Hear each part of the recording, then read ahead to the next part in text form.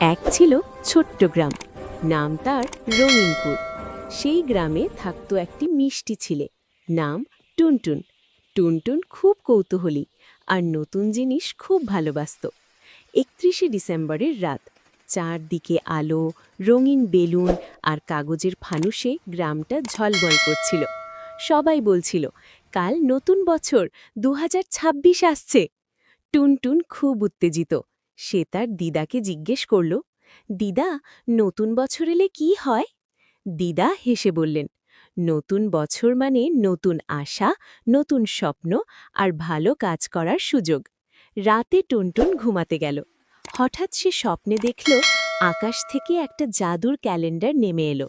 ক্যালেন্ডারটা কথা বলল, আমি ২০২৬, তুমি যদি ভালো কাজ করো আমি তোমাকে আনন্দ উপহার দেব। পরদিন সকালে টুনটুন ঘুম থেকে উঠে ঠিক করল সে ভালো কাজ করবে।